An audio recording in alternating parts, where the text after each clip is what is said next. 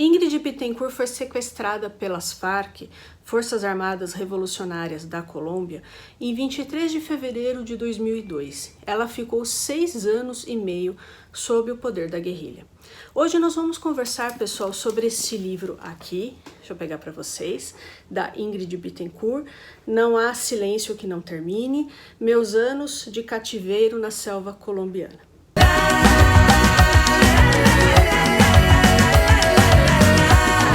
As FARC, sigla que significa Forças Armadas Revolucionárias da Colômbia, foi criada em 1964 por Pedro Antônio Marín, conhecido como Tiro Firro. Podemos entender essa guerrilha como um produto da Guerra Fria, da política e da sociedade colombiana e também da Revolução Cubana. Na Colômbia, há dois partidos principais, o Partido Conservador e o Partido Liberal. Em 1948, o candidato do Partido Liberal, Eliezer Gaitán, foi assassinado e isso gerou uma guerra civil de 10 anos. Tem vídeo sobre isso aqui no canal, pessoal, vou deixar nos cards para vocês darem uma olhada. Durante a história colombiana, houve várias guerras civis entre liberais e conservadores. Por ter uma política muito fechada entre os dois partidos principais, os comunistas tinham dificuldades de se inserir.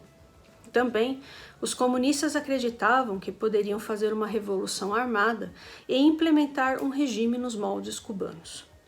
Em 1964, Pedro Antônio Marín, conhecido como Tiro Firro, criou as FARC, que ideologicamente tem cunho marxista-lenista e era uma guerrilha ligada à União Soviética, obedecendo às diretrizes de Moscou. Quando a União Soviética caiu, a guerrilha ficou sozinha ideologicamente e financeiramente. Assim, as FARC começaram a produzir e traficar drogas para se autofinanciarem. Consta que a guerrilha também se financia através do garimpo ilegal. Com o surgimento das guerrilhas de esquerda, também surgiram na Colômbia as guerrilhas de extrema-direita, que se financiam também do tráfico de drogas e possuem métodos muito parecidos com os da FARC. E quem mais se prejudicou com tudo isso, pessoal, foi a população mais pobre da Colômbia, que foi vítima de violência. Ingrid Bittencourt foi senadora na Colômbia e durante seu mandato ela combateu o tráfico de drogas e a corrupção. Ingrid nasceu em Bogotá e passou parte da infância em Paris. Ela tem dupla nacionalidade, colombiana e francesa. Em 2002, ela se candidatou para presidente pelo Partido Oxigênio Verde, um partido de esquerda, e ela pretendia ser uma alternativa entre o Partido Conservador e o Partido Liberal. Em 23 de fevereiro de 2002, Ingrid Bittencourt e sua assessora, Clara Rojas, foram sequestradas pelas FARC em uma batida que Ingrid acreditava ser do exército da Colômbia, mas na verdade eram as FARC. Ela ficou 6 anos e meio nas mãos da guerrilha. A princípio, as FARC começaram a sequestrar políticos e militares colombianos para trocar por membros da guerrilha que o exército da Colômbia estava prendendo. O maior medo dos membros das FARC era a deportação para os Estados Unidos, sob a acusação de terrorismo e tráfico de drogas. No período em que a Ingrid Bittencourt e outros políticos colombianos foram sequestrados, teve o Plano Colômbia. O Plano Colômbia foi concebido pelo presidente colombiano Andrés Pastrana e apresentado a Bill Clinton, que era o presidente norte-americano na época. O Congresso dos Estados Unidos aprovou o financiamento como se fosse um plano Marshall para a Colômbia. Nisso, os Estados Unidos forneceram helicópteros, artilharia, treinamento e assistência nas áreas de inteligência. As FARC estavam tendo muitas baixas, muitos guerrilheiros estavam sendo presos ou mortos. Então, como uma forma de forçar o governo da Colômbia a negociar, a guerrilha começou a sequestrar políticos e militares. Ingrid Bittencourt passou por vários acampamentos das FARC. O que mais impressiona nos relatos da autora é a organização da guerrilha. Por exemplo, as marchas dentro da selva que as FARC fazem. À frente ia um grupo de guerrilheiros, outro grupo ia com os prisioneiros militares colombianos eram os mais vigiados, e atrás iam as guerrilheiras limpando qualquer vestígio para que os militares da Colômbia não seguissem os rastros deles. Os guerrilheiros demonstraram uma destreza imensa em viver na selva e em reconhecer diversos tipos de animais. Tudo é raciocinado e as tropas são muito bem treinadas. Ingrid nos conta que as crianças guerrilheiras, elas vêm de famílias muito pobres que não têm como sustentá-las e as Farc acabam sendo um meio de vida. Assim, elas têm um treinamento de guerrilha e são cobradas como adultas. A autora nos conta que as crianças eram bem mais cruéis que os adultos. Em relação aos adultos, havia guerrilheiros de todos os tipos. Havia pessoas que se tornaram comunistas por amizade a outros comunistas que pertenciam às Farc e elas acabaram fazendo parte da guerrilha. Alguns tinham faculdade, inclusive um dos comandantes tinha estudado na União Soviética. Também havia aqueles que vinham de famílias muito pobres e mal eram alfabetizados. Etnicamente, os guerrilheiros são bem diversos, assim como a sociedade colombiana. Há descendentes de indígenas, africanos e europeus. As mulheres recebem os mesmos treinamentos que os homens. Na teoria, não há diferença entre homens e mulheres dentro das Farc, mas na prática, sim. Olha só esse trecho do livro, Ingrid Betancourt falando, abre aspas. Ela está falando aqui, pessoal, de uma guerrilheira, tá? Desde que fora integrada, um chefezinho chamado Obdúlio havia cismado que ela seria sua companheira. Ela resistira, pois não estava apaixonada por ele. Eu conheci Obdúlio, era um homem na casa dos 30 anos, com correntes de prata no pescoço e pulseiras nos braços, já calvo e semi-desdentado.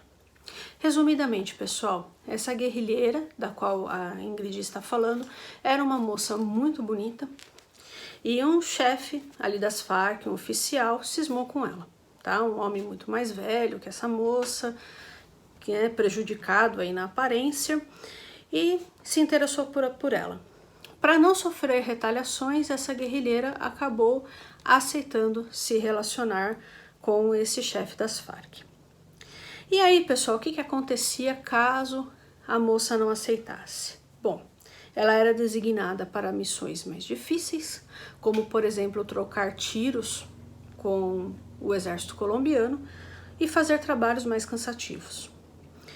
Os guerrilheiros, sem estudo, tinham palavras e jargões decorados, por exemplo, a utilização da palavra burguês para qualquer pessoa que não fosse das Farc, até mesmo cuidar do meio ambiente e dos animais, para eles, eram coisas de burgueses, tá? Ingrid Betancourt nos conta sobre o relacionamento dela com os outros prisioneiros. De alguns ela se tornou super amiga, de outros nem tanto. O relacionamento com a assessora dela, Clara Rojas, foi bastante complicado, por exemplo.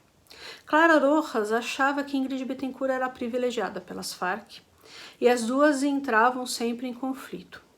Clara Rojas acabou engravidando de um guerrilheiro, o relacionamento foi consentido e ela teve um bebê no cativeiro que era cuidado pelos membros das Farc. E mesmo o bebê tendo quebrado o braço ao nascer, ele nunca foi ao médico. A Clara Rojas também não. Ingrid Betancourt era muito amiga de Lúcio, um senador colombiano chamado Luiz Eladio Pérez, que sofreu muito nas mãos da Farc. Eu não vou detalhar, pessoal, porque o relato dele é muito pesado, tá? Ingrid Betancourt tentou fugir várias vezes em vão, pois as Farc conhecem muito bem a floresta, né? E todas as vezes ela foi encontrada. A autora viveu bastante tempo com uma corrente presa em seu pescoço e numa árvore. Ela sofreu bastante fome, humilhação e diversos maus tratos.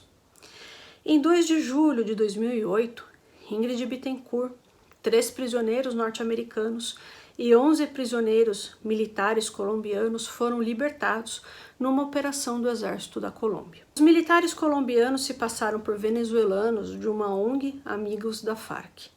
Na operação havia um militar se passando por cinegrafista com a camiseta do Che Guevara, uma enfermeira com jaleco branco e outros 3 homens com barbas.